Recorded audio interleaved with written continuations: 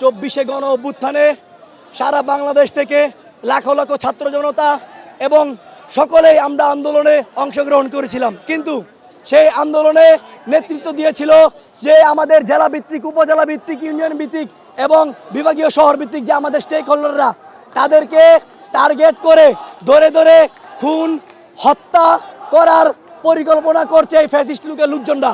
আমরা দেখে এসেছি বিগত দিনগুলোতে আমাদের যে স্বরাষ্ট্র উপদেষ্টা আছে, অর্ধব একটা বৃদ্ধ স্বরাষ্ট্র উপদেষ্টা, যার কোনো ক্যালিবার নাই, যার কোনো ন্যূনতম যোগ্যতা নাই, এই স্বরাষ্ট্র উপদেষ্টার মতো পদে তাকে রাখা হয়েছে। আমরা প্রথমে এটা নিন্দা জানাই।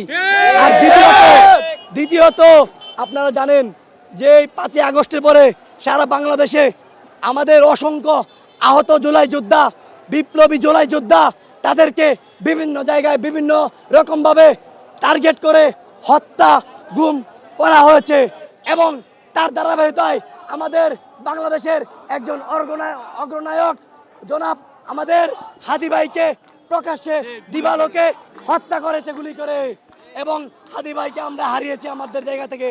সেই জন্য আমাদের যে কর্মসূচি আমরা বলতে চাই, আমাদের যে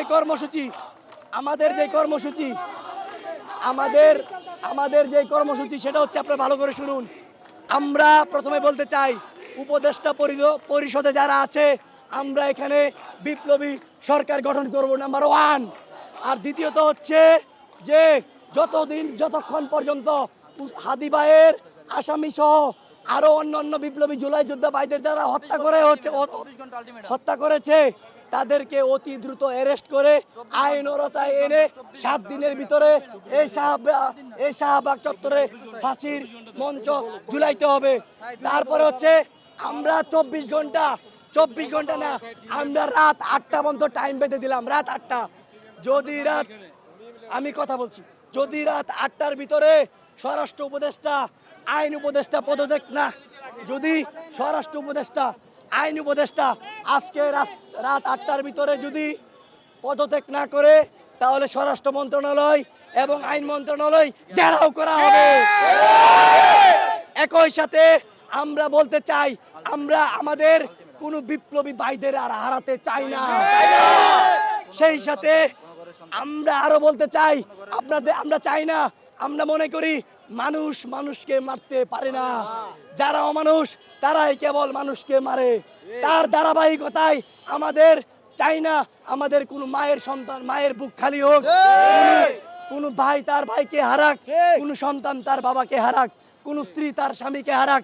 যার হারায় সেই বুঝে। আরে ভাই, আপনারা কি বুঝবেন? সেই জন্য বলছি, আমাদেরকে নিয়ে অনেক টাল বাহানা করেছেন, এবার কোনো টাল বাহানা হবে না। এবার খালি ডাইরেক্ট ফাইনাল খেলা হবে, অ্যাকশন হবে। রাত 8টার ভিতরে আমরা সময় বেঁধে দিলাম। যদি ওই কুত্তার বাচ্চা, এই কুলাঙ্গারের বাচ্চা আসিফ নজরুল, এই স্বরাষ্ট্র উপদেষ্টা আমরা শুনছি।